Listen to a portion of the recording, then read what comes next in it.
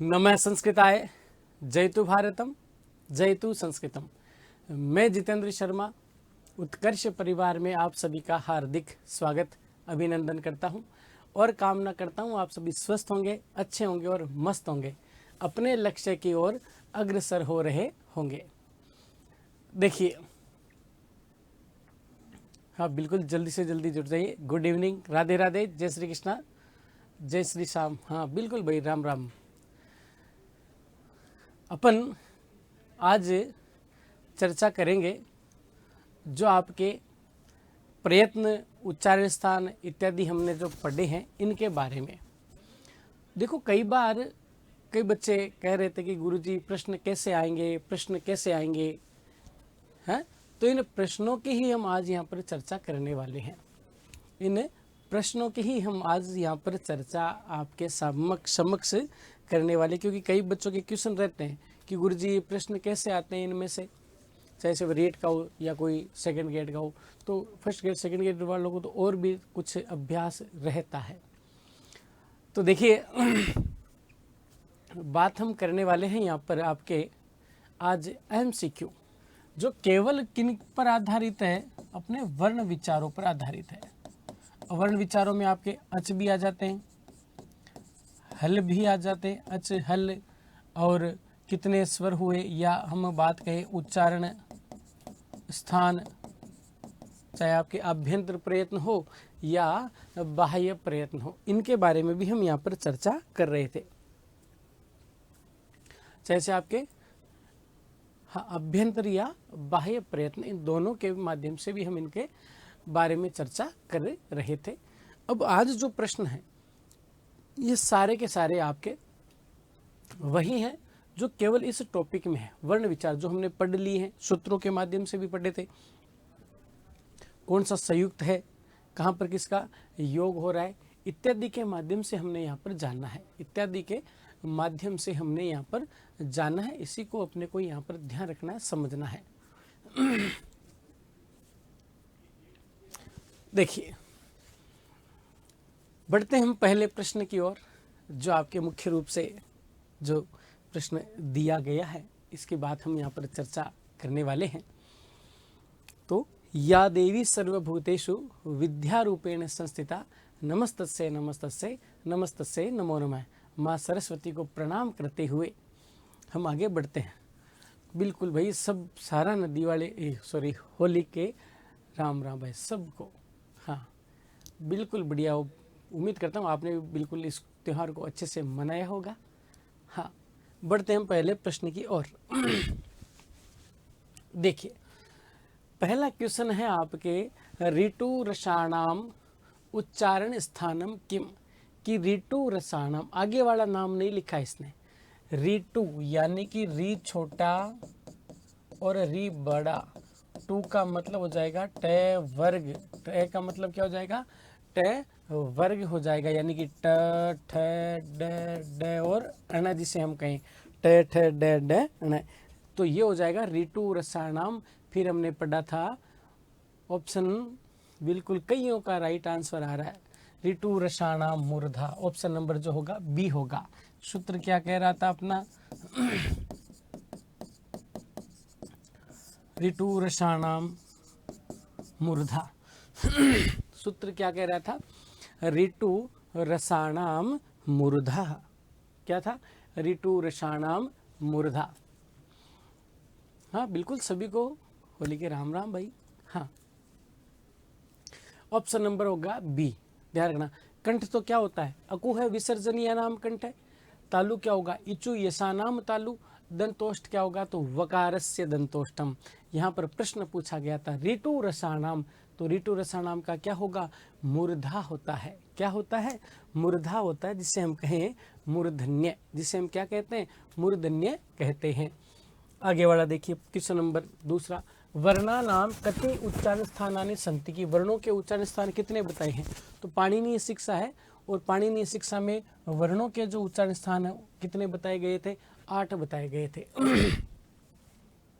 ध्यान रखना, अष्टों वर्णा नाम उरह, सीरह, कंठ, है ना, तालु, नासिका, जिव्यामूली, ओष्ठ। कहने का मतलब जो पाणिनीय शिक्षा है उसमें जो आपके उच्चारण स्थान बताए गए थे, कितने बताए गए, तो ध्यान रखना 8 बताए गए थे। कितने बताए गए थे? 8 उच्चारण स्थान आपके बताए गए थे। कितने उच्चारण स्थान बताए गए थे? 8 उच्चारण स्थान बताए गए थे। विशेष ध्यान रखना, उच्चारण स्थान की जो संख्या थी वह बताई गई थी आपके 8। जिसे हम कह रहे थे अष्टौ स्थानानि वर्णानाम उरः शिरः कंठस्तथा, वर्णानाम उरः शिरः कंठस्तथा जिव्यामूलम च दन्तस्य नासिकोष्ठो च तालु च। 8 वर्णों के उच्चारण स्थान संख्या बताइए। मूर्धन्य संज्ञक वर्णा के संति, कि मूर्धन्य संज्ञक वर्ण है, यानी कि मूर्धा से बोले जाने वाले उच्चारण वाले वर्ण है। तो मूर्धन्य हम कह रहे थे कि जीवा का फीडबैक होना, जीवा का क्या होना? फीडबैक होना। ऋतु रसाणाम मूर्धा सूत्र से भी आप पहचान सकते हो। मूर्धन्य का यहाँ पर मतलब है मूर्धा। मूर्धन्य का मतलब क्या है? यहाँ पर मूर्धा है, ध्यान रखना। तो ई च यस है, री ट रे, रेफ का मतलब रह, और फिर से या उ प उ प या ऋतु। तो ध्यान रखना यहाँ पर इस से का वर्णन है भाई। कौन सा से? ये से, यानी कि दंत्य ऋतु रसाणाम से वर्ण पूछा गया है। कौन सा वर्ण पूछा गया है? से वर्ण पूछा गया है। तो ऑप्शन नंबर जो होगा बी होता है। कौन सा होता है? बी आपके होता है मूर्धन्य से, जिसे हम कहेंगे षटकोण वाला से होता है। री, छोटा री, बड़ा री, टू का मतलब ट वर्ग, फिर रे और फिर से, ये जो होगा आपके मूर्धन्य होगा option number C. Option number जो होगा सी आपके इसमें राइट होगा। फिर केसाम वर्णानाम उच्चारण स्थानम नासिका अस्ति, केसाम उच्चारण वर्णानाम उच्चारण स्थानाम नासिका, कि इन में कौन सा ऐसा वर्ण है जिनका उच्चारण स्थान जो होता है नासिका। नासिका का मतलब होता है नाक। नासिका का मतलब क्या होता है? नाक, यानी कि नासिका है। कौन से वर्ण का उच्चारण स्थान जो है नासिका है? बताइए, देखें कौन सा जो है वर्ण जिसका उच्चारण स्थान यहाँ पर क्या होगा? नासिका होगा। बताइए, देखें।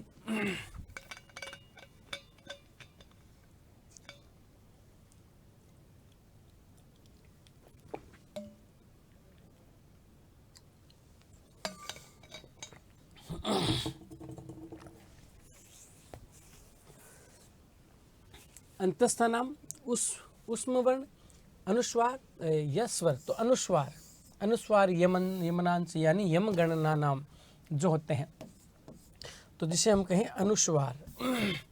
अनुस्वार, अनुस्वार एवं वर्ग का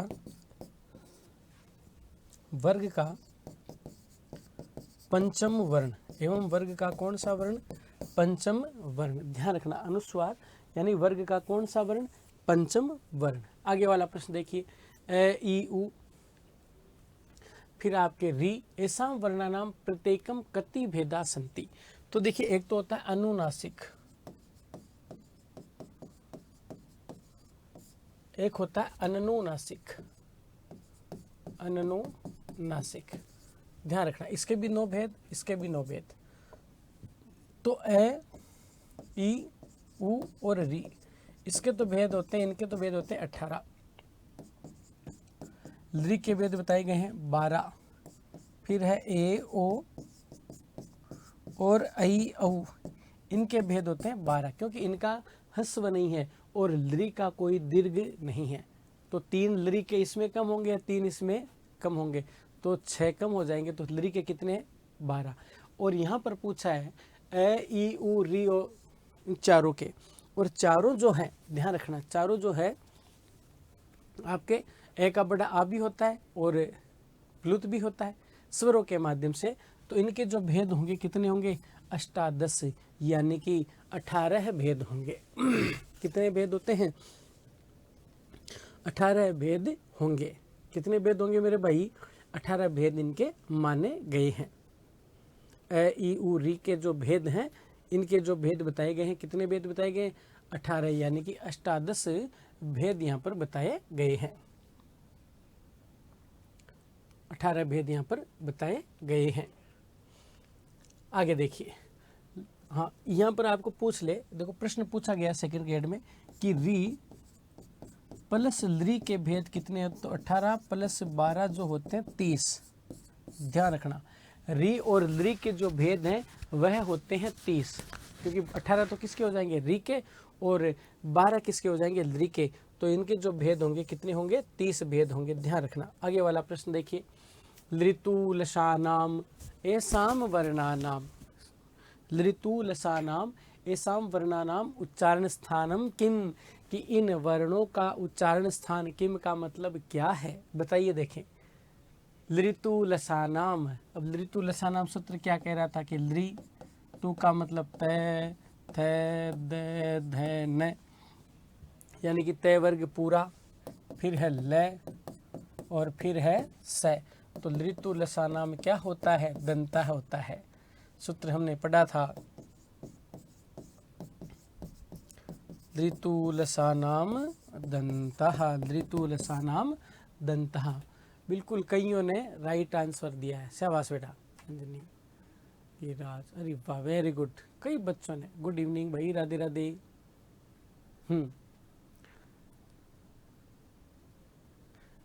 कईयों के आंसर राइट आ रहे, क्योंकि दंते हैं। तय बोलेंगे तो जो दांत, जो जीवा है, ये दांतों को स्पर्श करती है। दांतों को क्या करती है? स्पर्श करती है, इसलिए इसको दंते कहा गया। इसलिए इसको क्या कहा गया? दंते इसको कहा गया, जिसे इसलिए हम कहते हैं ऋतु लसानाम दंता, कि लृ का भी उच्चारण स्थान दंत, तय का भी दंत, यानी तय वर्ग आ गया, फिर ल और स। कंठ तो क्या होता है? अकु है, विसर्जनीय नाम कंठ है। और तालु क्या होता है? तो ए आ प्लस ई, निर्माण ए का करता है। तो ए दयितो कंठ तालु, जो हमने सूत्र पढ़ा था, इसका होता है ए दयितो, सॉरी, ए दयितो कंठ तालु, कि ए और ऐ, ए और ऐ, इसका होता है अकु है, विसर्जनीय नाम कंठ है। अकु है, विसर्जनीय नाम कंठ है। यमंगणना नाम नासिका वर्ग का जो पंचम होगा। तो यहाँ पर ऑप्शन कौन सा होगा? 4 नंबर आपके राइट होगा, जिसे हम कहेंगे डी, जिसे हम क्या कहेंगे? डी। यह आपके ऑप्शन जो है राइट होगा। ध्यान रखना, ये ऑप्शन आपके क्या होगा? राइट होगा। विशेष ध्यान रखना, ऑप्शन नंबर जो है आपके 4, जिसे हम कहेंगे दंता ऋतु लसानाम एसाम वर्णानाम उच्चारण स्थानम किम, तो इन वर्णों का जो उच्चारण स्थान होगा वह दंते होगा, यानी कि दांत होगा। आगे वाला प्रश्न देखिए, स्वराणाम आभ्यंतर प्रयत्नम किम, कि स्वरों का आभ्यंतर प्रयत्न क्या है? स्वरों का आभ्यंतर प्रयत्न क्या है? देखो, आभ्यंतर प्रयत्न हमने पढ़े थे, आभ्यंतर प्रयत्नों की हमने चर्चा की थी। आभ्यंतर प्रयत्नों की हमने चर्चा की थी। आभ्यंतर प्रयत्न थे 5 प्रकार के, 5 थे। पहला कौन सा था? स्पृष्ट, दूसरा था ईषद स्पृष्ट, तीसरे नंबर का था ईषद विवृत, 4 नंबर था विवृत,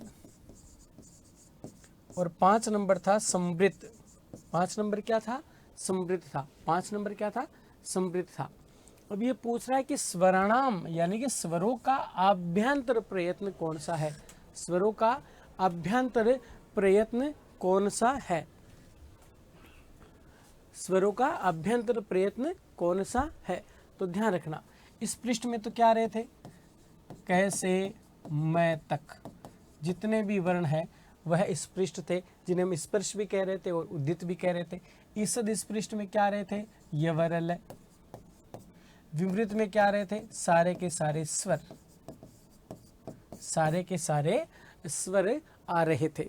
और समृत जो था, समृत जो था, यह प्रयोग दशा जिसे हम कहें, प्रयोग दशा जिसे हम कहें उसके योग में था।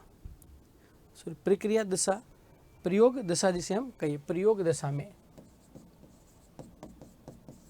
प्रयोग दशा। तो यहाँ पर स्वरों का पूछा है, अभ्यंतर प्रयत्न, तो ऑप्शन नंबर जो होगा सी आपके राइट हो जाएगा। आगे वाला प्रश्न देखिए, ईषद विवृत प्रयत्न वर्णा संति, ईषद विवृत वाले प्रयत्न वर्ण है, तो ध्यान रखना ईषद विवृत में क्या आते हैं, से है, ध्यान रखना। ईषद विवृत में क्या आते हैं, से। स्पृष्ट में तो क्या आते हैं, कैसे मैं तक, इसमें थे यवर ल, इसमें थे से है, इसमें थे सारे के सारे स्वर, सारे के सारे स्वर, और समृत जो था प्रयोग दशा था। तो यहाँ पर हो जाएगा ऑप्शन नंबर सी।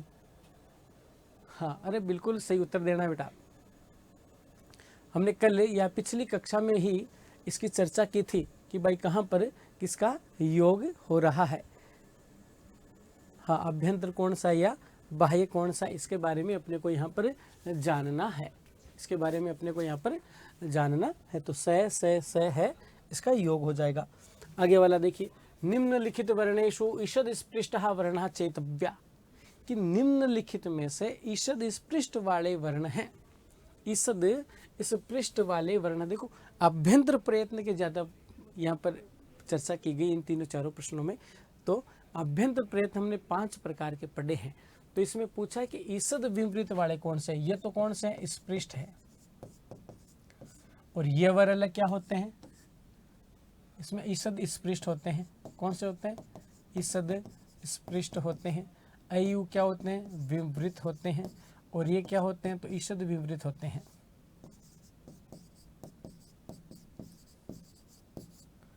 ईषद विवृत। तो यहाँ पर पूछा है ईषद स्पृष्ट वर्णों के बारे में। किसके बारे में पूछा है, ईषद स्पृष्ट वर्णों के बारे में यहाँ पर अपने को पूछा है। तो ऑप्शन नंबर जो होगा बी आपके राइट हो जाएगा, जिसे हम कहेंगे यवरल, जिसे हम क्या कहेंगे, यवरल। ध्यान रखना, ऑप्शन नंबर जो होगा 2 आपके राइट हो जाएगा, यानी कि बी आपके राइट हो जाएगा। फिर मूर्धा उच्चारण स्थानम कथ्यते, कि कौन सा ऐसा वर्ण है जिसका उच्चारण स्थान मूर्धन्य है, मूर्धा है, बताइए। देखें,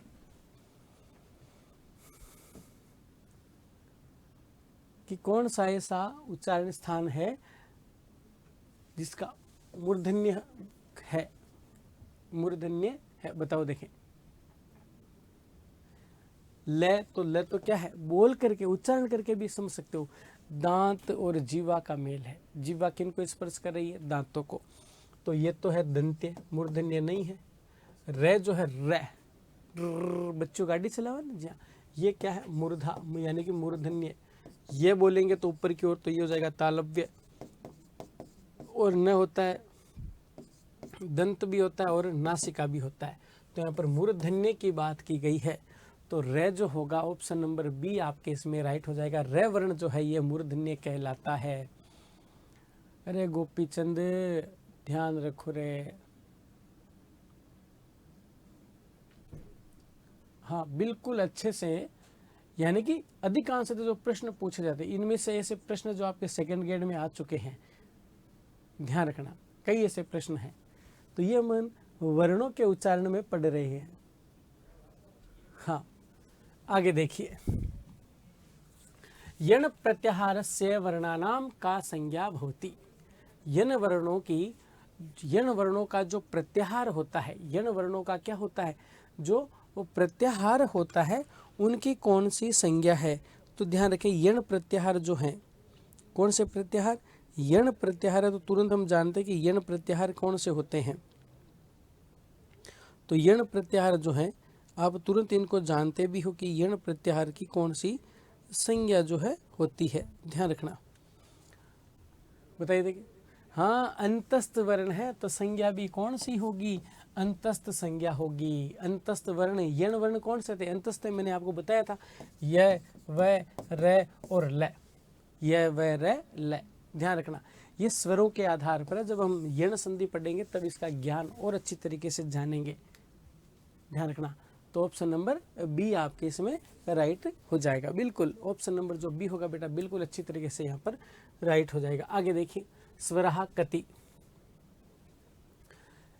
देखो, पाणिनि के अनुसार, पाणिनि मतानुसार स्वर, पाणिनि मतानुसार स्वर कितने थे? 21 और 22। और पूछ ले संस्कृत वर्णमाला में,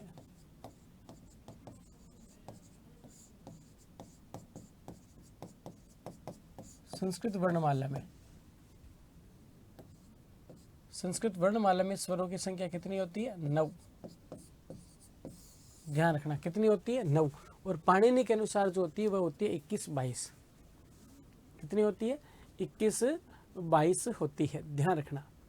तो यहाँ पर केवल ना तो पाणिनि का तो नाम दिया नहीं है, केवल पूछा कि स्वरः कति था, तो स्वर कितने, तो ध्यान रखना स्वरों की जो संख्या होती है वह आपकी होती है 9। और कौन कौन से होते हैं? तो ध्यान रखना, ए, ई, उ, री, ली, फिर हो जाएगा ए, ओ, ऐ और औ।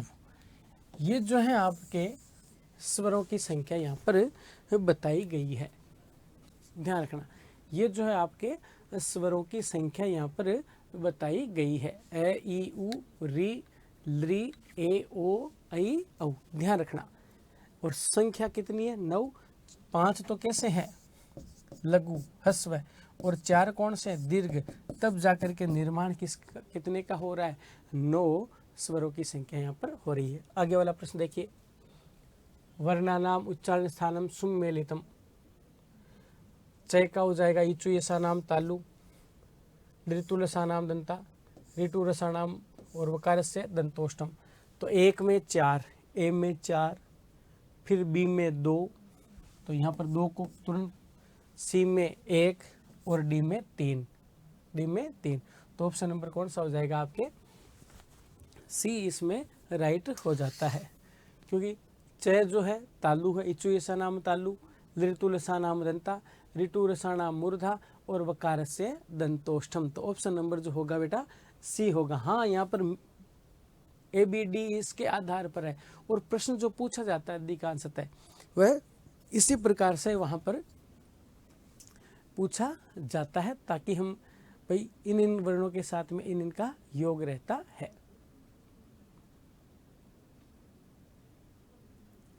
इनके माध्यम से ही अपने को यहाँ पर पता लगाना है।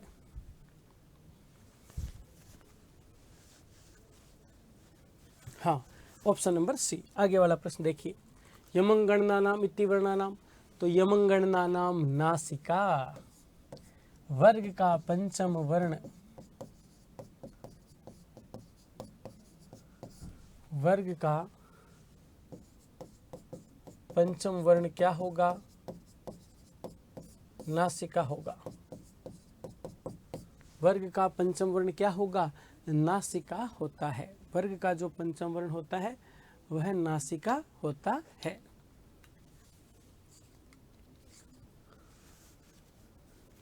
वर्ग का जो होगा पंचम वर्ण वह क्या होता है? नासिका होता है। विशेष ध्यान रखना, पंचम वर्ण जो होगा नासिका। यमंगणना नाम नासिका सूत्र में हमने पढ़ा था।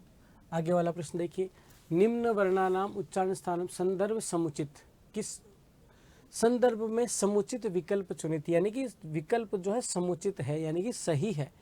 देखो यमंगण, लेकिन क्या आ गया? ज आ गया, तो ये बिल्कुल गलत है। संगत सही जो है उसको सुनना है हमें। ऋतु रसानाम, री है लेकिन ये से आ गया, तो ये भी क्या है? गलत है। ए ग न है, तो ये क्या आ गया? न आ गया, तो ये भी क्या है? गलत। सही कौन सा है? ल, बी, तय, ल और स, ये बिल्कुल जो है दंत्य है। क्या है? दंत्य है। तो ऑप्शन नंबर जो होगा आपके इसमें 4 जो है राइट हो जाएगा। ऑप्शन नंबर जो 4 है वह क्या हो जाएगा? राइट हो जाता है,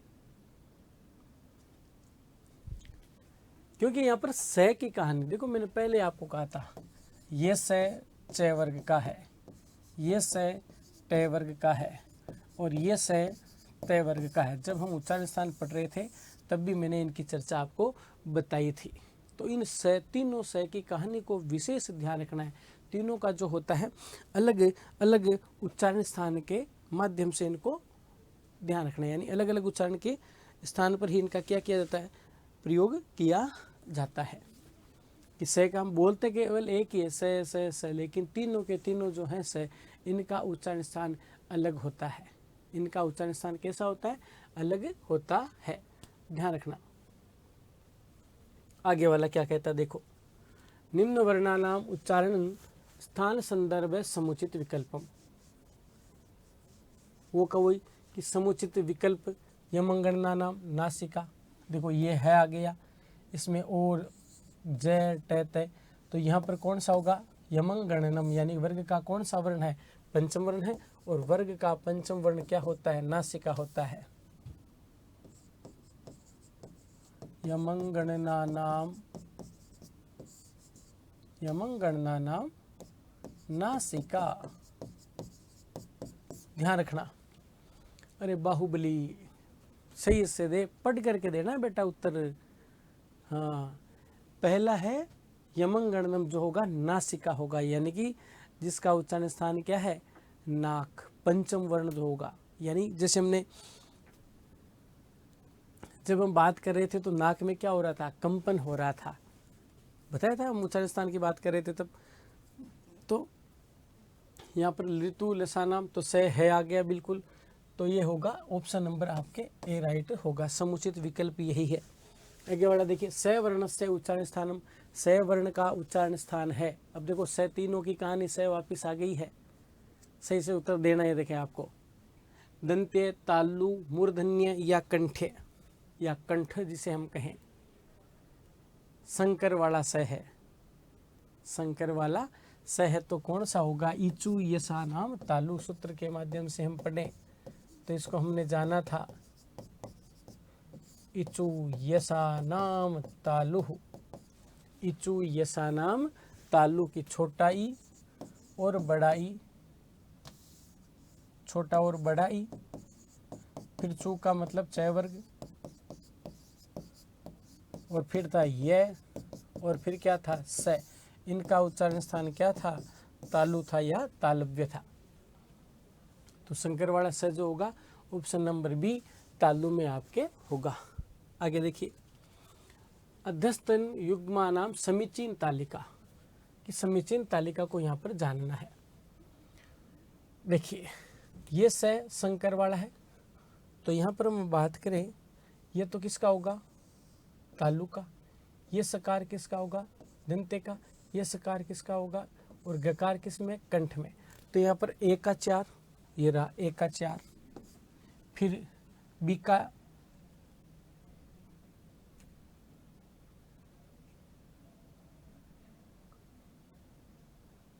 बी का 1 है, ये उल्टा लिख दिया भाई यहाँ पर,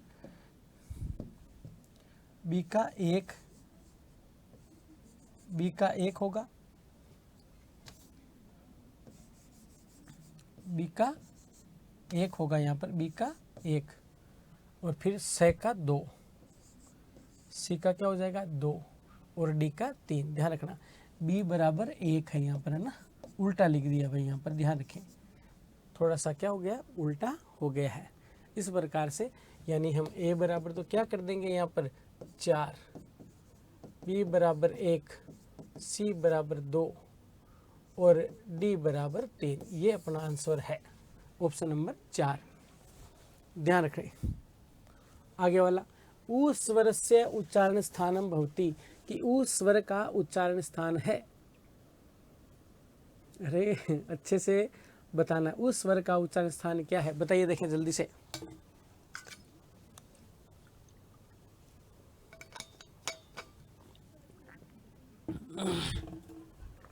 अच्छे से सही उत्तर दे रहे हो आप, ऐसी बात नहीं है।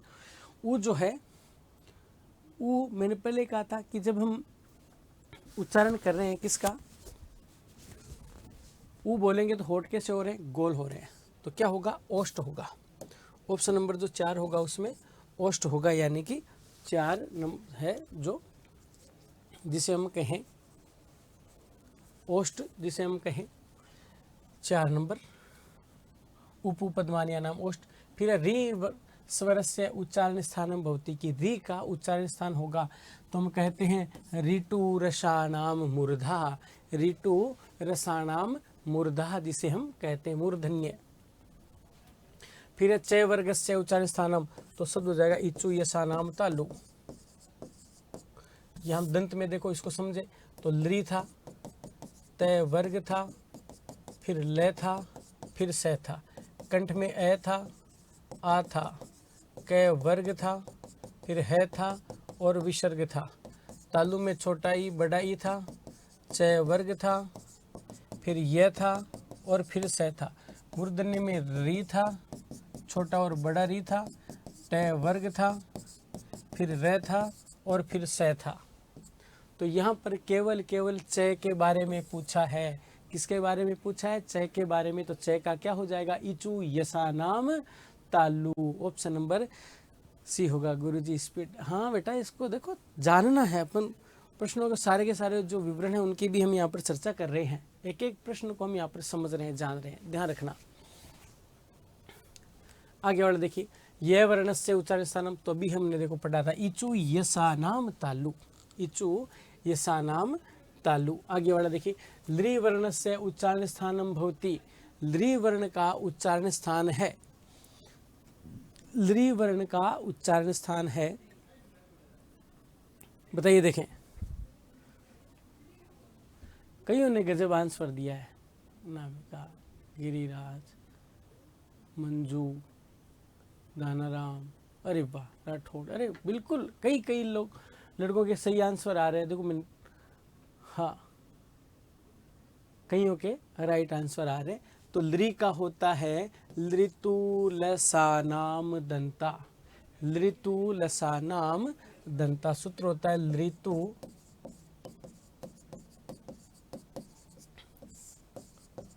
लसानाम दंता।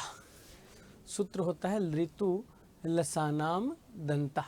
ध्यान रखना, ऑप्शन नंबर जो बी है वह आपके इसमें राइट होता है। लृतु लसानाम दंता जिसे हम कहें।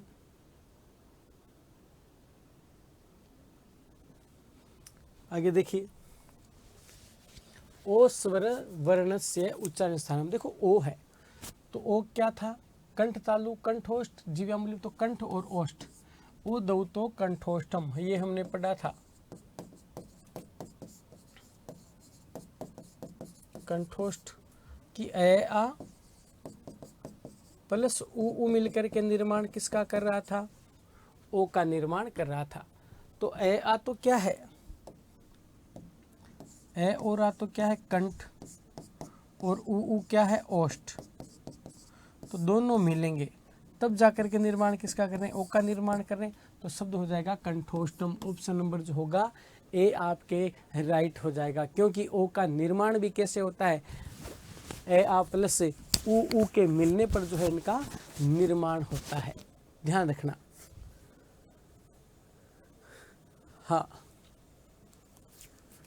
अच्छे से बिल्कुल पढ़ते रहो बेटा, अच्छे से।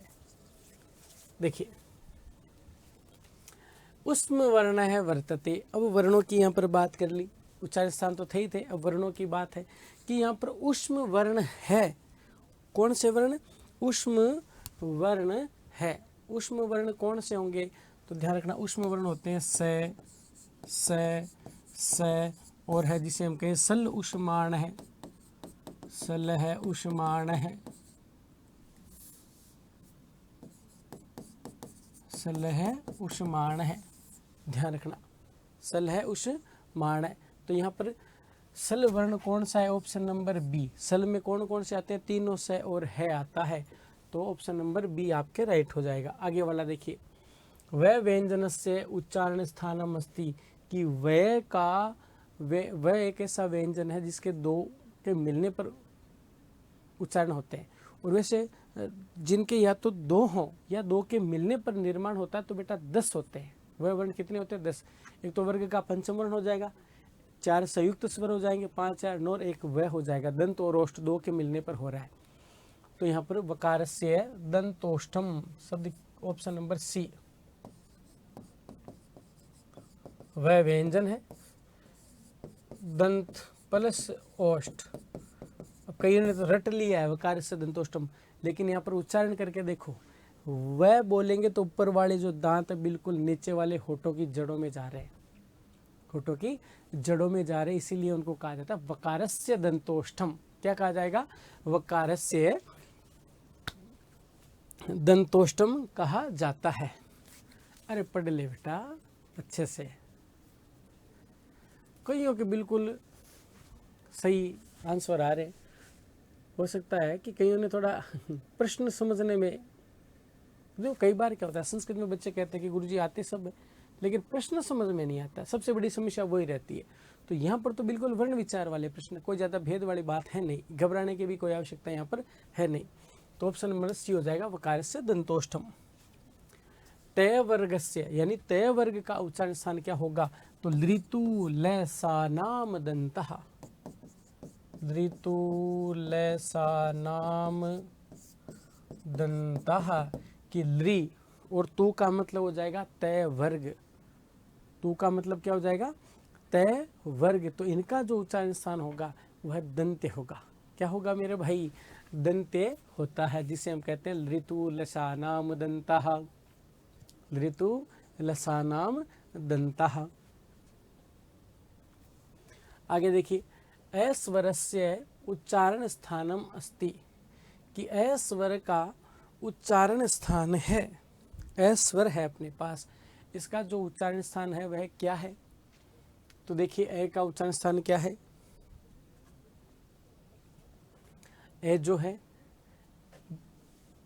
क्या होता है? अकु है, विसर्जनीया नाम कंठ है। बताइए देखें,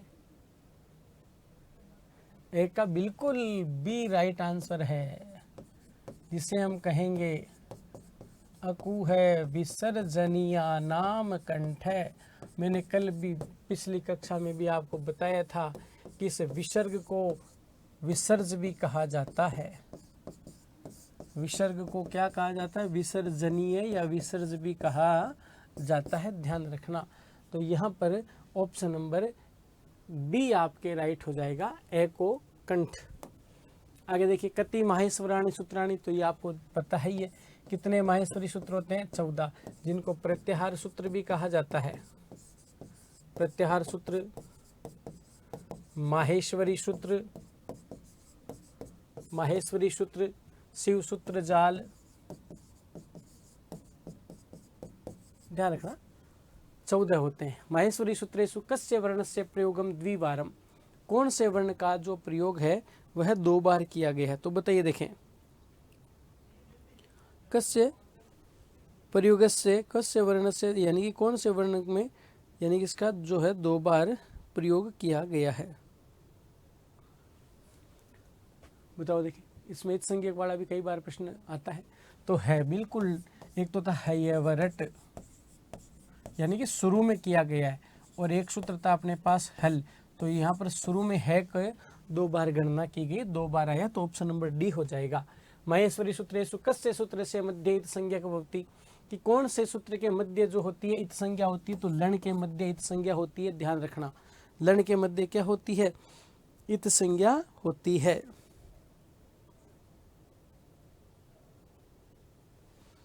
ध्यान रखना। आगे देखिए, प्रत्याहार से शाब्दिको अर्थी, कि प्रत्याहार का शाब्दिक अर्थ है। तो प्रत्याहार जो होता है, ध्यान रखना, प्रत्याहार जो होता है वह सदैव प्रति धन आंग धन हरि धन घय प्रत्याहार के, हमने पढ़ा भी था प्रत्याहार जब हम टॉपिक पढ़ रहे थे, जिसे हम कहें आदिरंतेन संहिता। कहने का मतलब हुआ कि छोटा रूप करना, संक्षिप्त करना, संक्षिप्तीकरण। प्रत्याहार का अर्थ होता है संक्षिप्त, समास की तरह संक्षिप्तीकरण जिसे हम कहें। ध्यान रखना, ऑप्शन नंबर सी। प्रत्याहार संख्या, प्रत्याहारों की संख्या कितनी है? प्रत्याहार नाम, देखो प्रश्न पूछा गया प्रत्याहारों की संख्या, तो हमने पाणिनि के आधार पर तो 42 थे, और फिर जोड़े गए थे कितने? तो 44। तो यहाँ पर 44 का ऑप्शन है नहीं, तो कौन से होंगे? 42 होंगे। और प्रत्याहारों की संख्या भी कितनी बताई गई है? 42, और पूर्ण यहाँ पर 44 रहता। और जब हम नियम और रे उरण रे से हम जोड़ रहे थे तब 44 थे। आगे देखिए, प्रत्याहार विधायक सूत्रमस्ति, तो आदिरंतेन संहिता, यह तो होता है उदात्त, यह हलवर्ण इत संज्ञक, ये होता है संहिता संज्ञा, ध्यान रखना। तो उपदेश ये हो जाएगा। संस्कृत भाषायाम स्वरः सन्ति, संस्कृत भाषा में स्वर है, यवरल सस है। तो ये स्वरों की गणना आप जानते हो, स्वर होंगे ए ई उ री री ए ओ ऐ औ।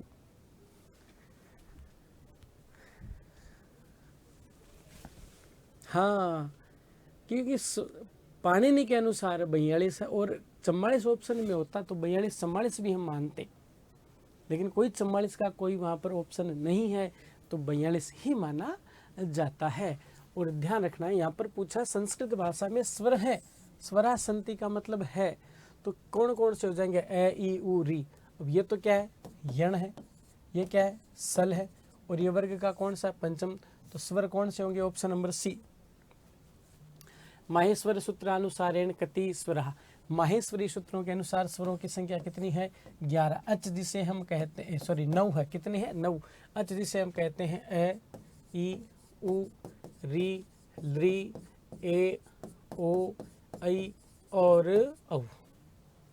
तो यहाँ पर जो है ऑप्शन नंबर बी, यानी कि माहेश्वरी सूत्रों में या संस्कृत वर्णमाला में जो स्वरों की संख्या हमें प्राप्त होती है वह प्राप्त होती है 9। कितनी होगी? 9 प्राप्त होती है, ध्यान रखना। और पाणिनि के अनुसार 21-22, पाणिनि मतानुसार 21-22, पाणिनि के अनुसार कितनी प्राप्त होती है? 21-22 प्राप्त होती है। कि पाणिनि के अनुसार जो स्वरों की संख्या प्राप्त होगी वह 21-22 प्राप्त होती है। ये बात अपने को यहाँ पर ध्यान रखना है। आगे वाला देखिए, कति व्यंजन वर्णा, कि व्यंजन वर्ण कितने? कति व्यंजन वर्णा, की व्यंजन वर्णों की संख्या कितनी है? तो व्यंजन सभी जानते हो आप, कितने होंगे? 33। स्पर्श कितने थे? 25। अंतस्थ कितने थे? 4। उसमें कितने थे? 4। तब जाकर के संख्या कितनी हुई थी? 33। ध्यान रखना, कितने हैं? 33। और पाणिनि के अनुसार, पाणिनि के अनुसार कुल वर्ण, वर्ण पूछे यहाँ पर, कुल वर्ण पूछ ले तो 63-64 होते हैं। कुल वर्णों की संख्या जो होगी 63-64 होगी। यहाँ पर व्यंजन पूछे तो 33। कुचुटुतुपु एते भवन्ति, कुचुटुतुपु ये होते हैं उदात, अनुदात, स्वरित या उद्दित। बताइए, देखें कौन से होते हैं? उदात, अनुदात, स्वरित कौन से होंगे? तो ध्यान रखना, उद्दित वर्ण होते हैं। उद्दित को ही हमने पढ़ा था उस स्पर्श, जिसे हम कह रहे थे कुचुटुतुपु। ये तो उदात, अनुदात ये तो होते हैं स्वरों का बाह्य प्रयत्न। उदात, अनुदात और स्वरित, ये तो स्वरों का बाह्य प्रयत्न है। स्वरों का बाह्य प्रयत्न है। किनका प्रयत्न है? स्वरों का बाह्य प्रयत्न है, उदात, अनुदात और स्वरित। तो यहाँ पर उद्दित को ही क्या कहते हैं? स्पर्श कहते हैं, कुचुटुतुपु जिसे हम कहें। आगे देखिए, संस्कृत वर्णमालायां माहेश्वरी सूत्रानुसारेण कति वर्णः। तो माहेश्वरी सूत्रों के अनुसार वर्णों की संख्या है आपके कितनी? 42। 9 तो क्या थे? स्वर, और 33 क्या थे? व्यंजन। तब जाकर के जो निर्माण हुआ 42 का निर्माण हुआ। ध्यान रखना, कितने का निर्माण हुआ? 42 का निर्माण हुआ। ध्यान रखना, क्योंकि 9 तो क्या थे? स्वर थे, और 33 क्या थे? व्यंजन थे। 33 क्या थे? व्यंजन थे। तो निर्माण जो हुआ 42 का यहाँ पर निर्माण हुआ है।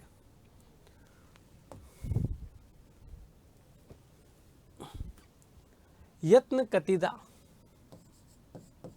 यत्न कह दो या प्रयत्न कह दो, इनका एक ही अर्थ होता है प्रयास। ये द्विधा होते हैं। द्विधा, पहला कौन सा है? आभ्यंतर, और दूसरा होता है बाह्य। ये होते हैं 5 और ये होते हैं 11। यहाँ पर केवल प्रश्न पूछा गया कि यत्न कितने, तो यत्न होते हैं कितने, 2 होते हैं। कौन कौन से होते हैं, आभ्यंतर और बाह्य, आभ्यंतर प्रयत्न या बाह्य प्रयत्न। आभ्यंतर प्रयत्न भी हम कह सकते हैं और बाह्य प्रयत्न भी इनको हम कह सकते हैं। ध्यान रखना।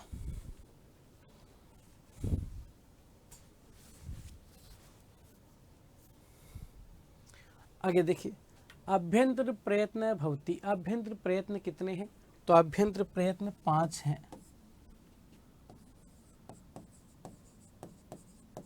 आभ्यंतर कितने, 5। पहला कौन सा था,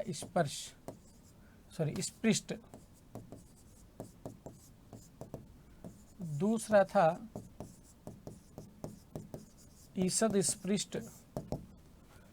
तीसरे नंबर का था ईषद विमृत। 4 नंबर का था विमृत और 5 नंबर का था समृत। तो ये 5 प्रकार के आभ्यंतर प्रयत्न आपके थे। यह वह रेला कस्मिन प्रयत्न भवंती, ये कौन से प्रयत्न हैं, तो ईषद स्पृष्ट है। कौन से हैं, ईषद स्पृष्ट। कई बच्चों के सही, हाँ राइट आंसर है ईषद स्पृष्ट होंगे बेटा। उष्म वर्णानाम प्रयत्न भवति, बताइए देंगे उष्म वर्णों का प्रयत्न होगा। तो उष्म वर्णों का जो प्रयत्न होता है वह होता है ईषद विमृत। विमृत में तो क्या आते हैं, सारे के सारे स्वर आते हैं। ऑप्शन नंबर जो होगा सी आपके राइट हो जाएगा। अच वर्णानाम प्रयत्न भवति, अच वर्ण, अच किसे कहा जाता है, तो स्वरों को अच कहा जाता है। अच किसे कहा जाता है, स्वरों को। तो ऑप्शन नंबर जो होगा विमृतम, यानी कि डी आपके राइट हो जाएगा। आगे देखिए, प्रयोग दशायाम हस्व वर्ण से प्रयत्न भवति, की प्रयोग दशा में हस्व का अभ्यंतर प्रयत्न है।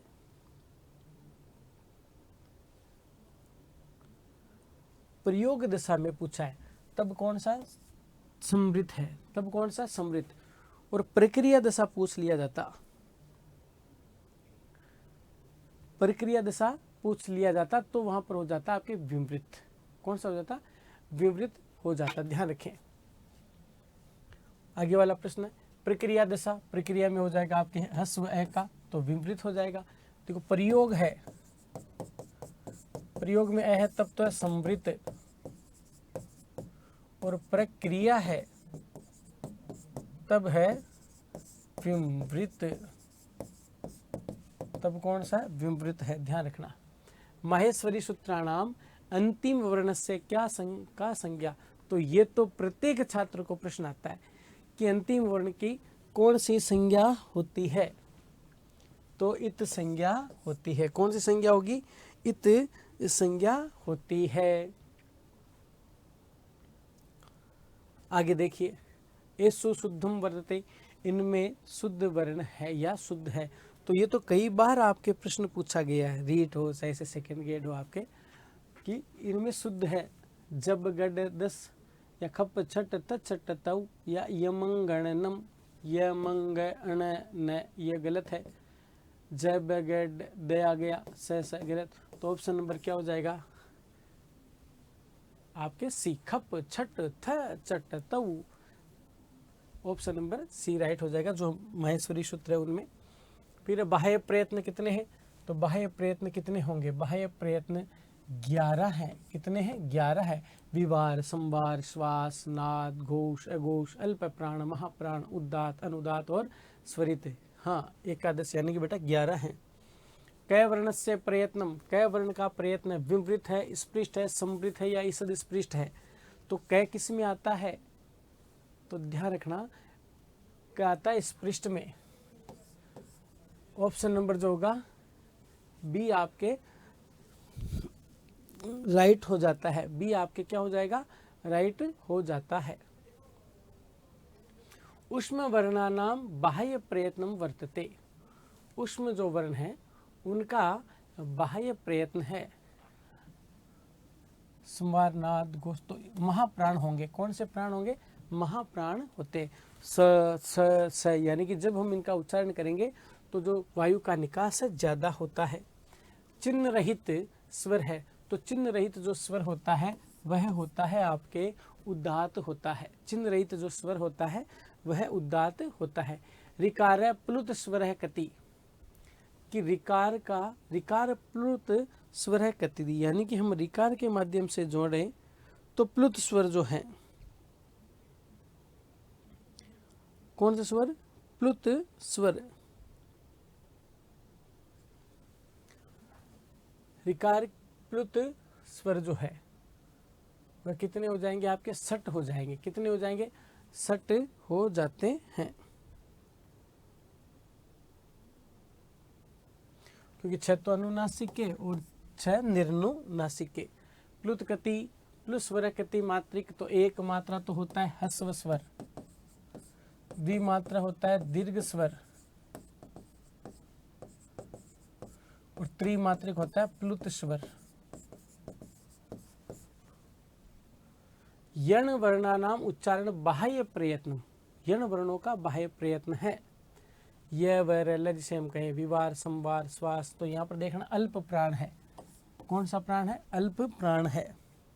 र प्रत्याहारे सम्मिलितो वर्ण है, र प्रत्याहार में सम्मिलित वर्ण है जिसे हम कहें ऊर्ण रैपर है।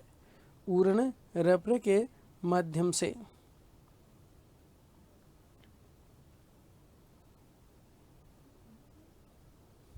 बताइए, देखें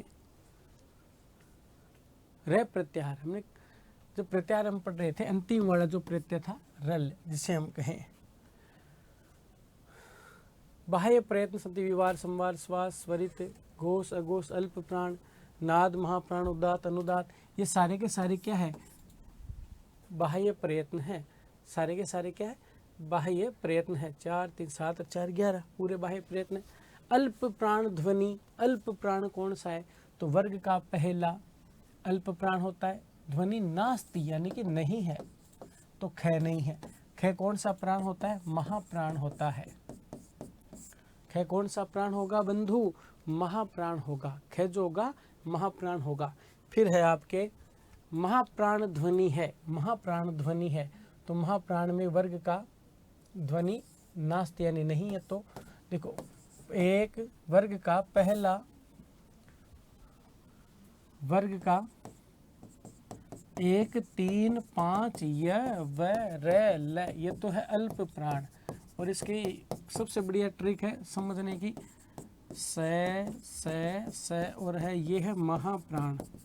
कहने का मतलब हुआ सामने से हाथ रखो और एक बार बोलो क बोलोगे तो ध्वनि कैसे निकलेगी? कम, यानी कि जो निकास वायु का कम होगा। एक बोलेंगे ख तो वायु का निकास ज़्यादा होगा। तो पहले तीसरे पांचवें में वायु का निकास कम है अल्प प्राण, और जिसमें ज़्यादा होगा महाप्राण। तो यहाँ पर वर्ण नहीं है तो क नहीं है, ध्यान रखना। बाह्य प्रयत्नम इति नादस्य अपर नामासति, कि नाद का जो है अपर नाम है, ध्यान रखना। तो विवार संवार श्वास नाद घोष, ध्यान रखना। तो क्या हो जाएगा? घोष हो जाता है, कि इसमें क्या हो जाएगा आपके? घोष वर्ण जिसे हम कह सकते हैं। क्या हो जाएगा? घोष। ये अपने प्रश्न थे जो वर्ण विचारों से संबंधित थे। तो बिल्कुल जो रूप है आपके सरल तरीके से समझ में आया, और ये हम कई बार बात कर चुके हैं, वापस समझ लेना। 90% आपको ऑफर मिल रहा है, डिस्काउंट, और वैलिडिटी भी है कितने? 3 महीने एक्स्ट्रा है, क्योंकि उत्कर्ष हर बार आपके लिए कुछ ना कुछ नया सोचता है, कुछ ना कुछ नया करता है। तो बिल्कुल उत्कर्ष परिवार के साथ हमेशा जुड़े रहिए, बहुत ही बेहतरीन मौका है। हाँ बच्चों ध्यान रखना, बहुत ही बेहतरीन मौका है ये। पैसे भी कम और समय भी ज़्यादा है ना। 3 महीने एक्स्ट्रा भी अपने को यहाँ पर मिल रहा है। तो ये अपने प्रश्न थे, तो पढ़ते रहिए, मस्त रहिए, मुस्कुराते रहिए। जय हिंद, जय भारत, जय तु भारतम, जय तु संस्कृतम।